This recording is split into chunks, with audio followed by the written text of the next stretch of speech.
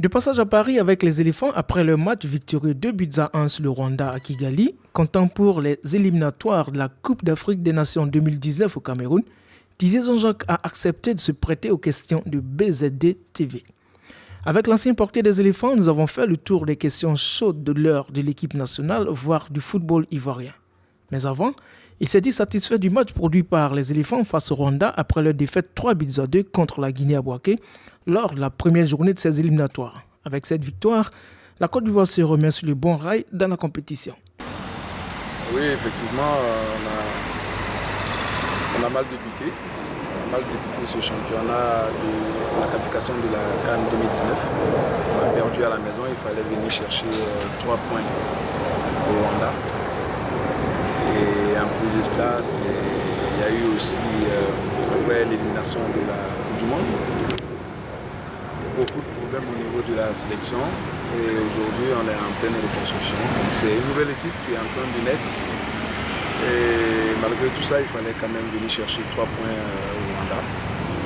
Et c'est ce qu'on a réussi, c'est déjà bon. Et après, on va continuer pour voir comment est-ce qu'on peut vraiment amener cette équipe-là à être très performante par la suite. Vous, en tant qu'entraîneur adjoint chargé des gardiens, pour ce premier match en version Camara, qu'est-ce qu'on peut retenir? Ce qu'on peut voir déjà, c'est que malgré les difficultés internes déjà qui existent, pour ce match, on est juste en train de mettre en place une équipe, une nouvelle sélection, avec vraiment un mélange d'anciens et de jeunes qui petit à petit est en train de prendre. Alors donc c'est déjà quelque chose de réussi, le fait d'avoir fait jouer déjà ensemble les anciens et les plus jeunes.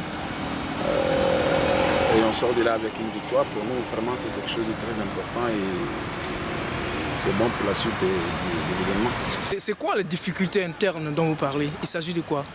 C'est un peu la cuisine interne, mais je vous dirais déjà qu'au niveau de la sélection, l'élimination de la Coupe du Monde 2018 a créé beaucoup de problèmes au sein de l'équipe elle-même, mais aussi beaucoup de problèmes entre le peuple ivoirien et l'équipe nationale de Côte d'Ivoire. Donc il fallait déjà commencer à reconstituer, déjà commencer à rebâtir. Et c'est cette mission-là pour nous qui est la plus importante. Alors c'est ce qu'on essaie de faire. Donc, on essaie déjà de régler tous les problèmes entre les joueurs, tous les problèmes entre joueurs et dirigeants. Et là, il faut maintenant s'attaquer à faire une bonne équipe qui va aller reconquérir le cœur des Ivoiriens. Donc c'est à tout cela qu'on est en train de s'atteler. Et on espère réussir à mettre en place, sur place une équipe qui soit performante le plus rapidement possible. Le prendre le brassard en est un. Est-ce que le fait d'avoir confié le brassard à Aurier a définitivement résolu ce problème-là? En fait, il fallait d'abord pour nous que les joueurs s'acceptent, qu'ils acceptent cette situation, parce que nous sommes venus trouver la situation. Alors donc, ensemble avec les joueurs, on parle, on essaie d'asseoir le problème et de trouver la bonne méthode. Pour le moment, on leur a bien fait comprendre que ce qui urge, ce n'est pas un problème de brassard, mais c'est plutôt de reconquérir, vraiment de redorer le blason du football ivoirien. Alors donc, les joueurs ils ont bien compris ce message, ils ont bien perçu ce message-là et ils ont fini par comprendre. Alors donc, ils ont accepté que Aurier soit les capitaines et qu'on continue de se battre pour redonner vraiment une bonne image de la Côte d'Ivoire à l'extérieur. Y a-t-il une leçon à tirer de ce match-là, de ce premier match en version Camara? Il y a toujours des leçons à tirer. Tous les matchs qu'on va faire, on va toujours tirer des leçons.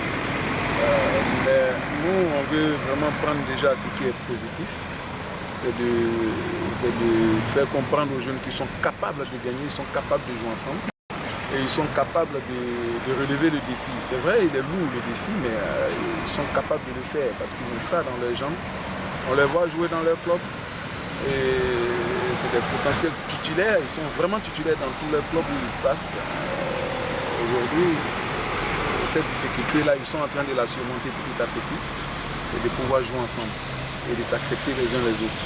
De jouer pour la Côte d'Ivoire, vraiment de jouer vraiment avec un gros cœur pour la Côte d'Ivoire. Et ça, ils ont commencé à le faire et on espère qu'ils vont monter en puissance. Pour une nouvelle équipe, comment avez-vous trouvé les éléphants techniquement, physiquement, tactiquement? C'est vrai que physiquement c'est un peu difficile parce qu'ils sont tous en début de championnat. Alors donc c'était c'est tout ce qu'on craignait, que physiquement les joueurs arrivent à tenir. On avait peur qu'ils ne tiennent pas, mais je crois que ça s'est vu dans le match vers la fin. On a eu beaucoup de difficultés physiques, ce qui est normal d'ailleurs. Mais techniquement, je pense quand même qu'on a su quand même mener le match techniquement. Vous disiez dans une de vos interviews que les gardiens de but ivoiriens manquent de formation technique. À quel niveau spécifiquement?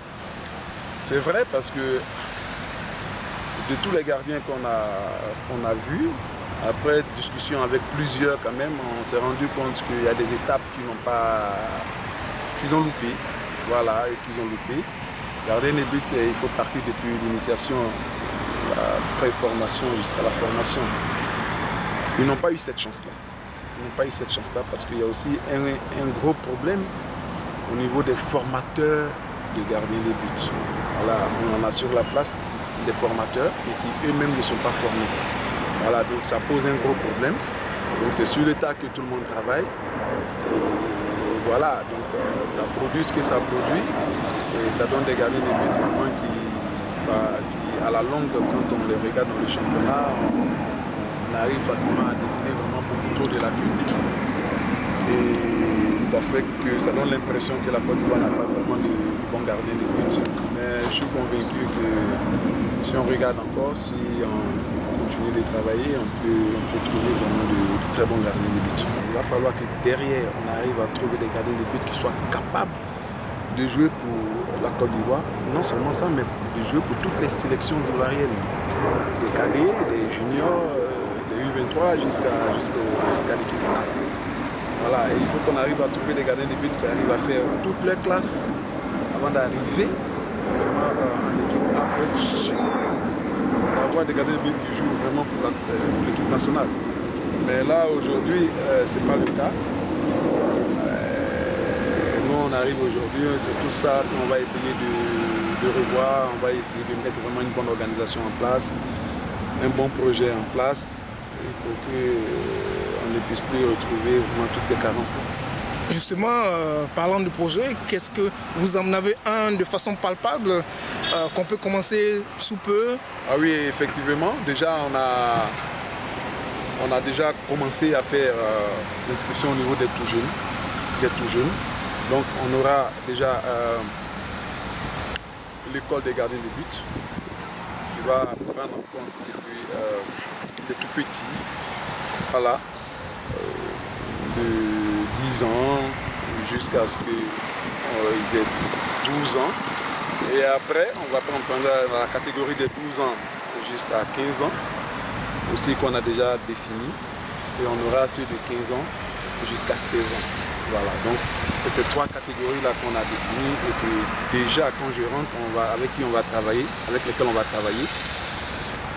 Et voilà, c'est ceux-là qu'on va essayer de préparer. Donc on a ouvert une inscription pour tous ceux qui souhaitent être gardiens de but déjà. Et parmi eux, je pense qu'on choisira les meilleurs, plus les tournées qu'on va faire à l'intérieur du pays, puisqu'il y aura le championnat des jeunes bientôt. Et dans le championnat des jeunes, on prendra aussi les meilleurs gardiens. On va associer à ceux qu'on a déjà recrutés. Et avec eux, on essaiera de former une académie. Et on va travailler avec ceux-là. Et c'est avec ces derniers-là que les meilleurs, on essaiera de les dispatcher dans des clubs.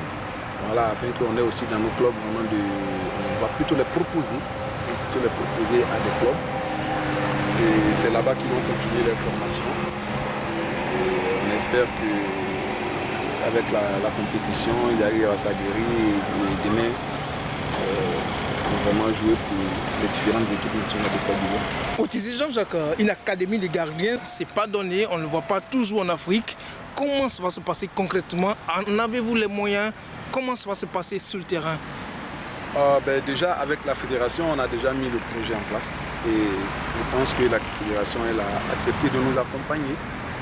Donc, au centre technique national, puisque je suis aussi directeur technique national, donc au centre technique national, on aura tous les gardiens de but, tous les entraîneurs des gardiens de but qui sont chargés des différentes sélections qui seront avec moi. Voilà, à qui on va confier des catégories. Et c'est comme ça qu'on va travailler. Donc voilà, moi je serai là pour chapeauter tout ça. Et je pense que sur 2 ans, 3 ans, on pourra parce que c'est les gardiens de but qu'on va vraiment suivre. On va les prendre jeunes, on va les entraîner, on va les suivre médicalement. Et on va leur permettre vraiment d'être dans de bonnes dispositions pour pouvoir faire une carrière. Alors donc, voilà un peu le projet. Je ne vais pas tout le développer ici, mais voilà un peu les grandes lignes qu'on va suivre pour pouvoir arriver vraiment à avoir des bons pour la suite.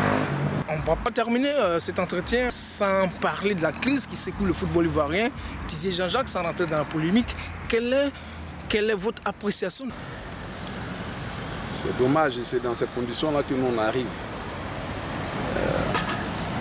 On a la Coupe d'Afrique à organiser en 2021, c'est déjà 2021, c'est déjà aujourd'hui. Je pense qu'il serait bon, vraiment pour tout le monde, que ça qu'on discute, qu'on trouve des solutions. Parce qu'il n'y a aucun problème, surtout au niveau du football, qui ne puisse pas trouver des solutions. Je pense que si les deux parties s'asseyent et qu'on se dit vraiment toutes les vérités, et qu'on accepte de repartir sur une nouvelle base, je crois qu'il est possible, je crois ça serait vraiment bien pour le football ivoirien. Parce qu'aujourd'hui, quand on regarde un peu, tout ce qu'ils sont en train de faire comme palabre aujourd'hui est en train d'avoir vraiment un impact sérieux sur le club ivoirien. Vous regardez un peu le parcours de tous ces clubs-là, on n'arrive même pas à passer les premiers tours de Coupe d'Afrique. Et pour d'autres, éliminés même pendant les préliminaires. Et ça, c'est pas une bonne image pour la Côte d'Ivoire. Donc je pense plutôt qu'il faut que tout le monde accepte de s'asseoir à la même table, qu'on discute et qu'on trouve des solutions afin que la CAN 2021 se passe vraiment dans de bonnes conditions et qu'on puisse la remporter. Il faut que tout le monde pense à l'avenir du football ivoirien, pense à la CAN qui doit arriver en 2021. C'est ça qui est le plus important. Il faut qu'on reste unis, qu'on reste vraiment fort, soudés pour que cette coupe-là reste en Côte d'Ivoire. Après avoir mis fin définitivement à sa carrière professionnelle en 2008, Jean-Jacques Tizier, 46 ans, 83 sélections avec la Côte d'Ivoire, intègre le staff technique des éléphants et la direction technique nationale de la Fédération ivoirienne de football en janvier 2018. Il est donc un cadre du football ivoirien désormais avec un projet bien précis pour la formation des gardiens de but. Espérons que sa voix puisse être entendue dans la résolution de la crise qui mine actuellement le football ivoirien depuis de longs mois.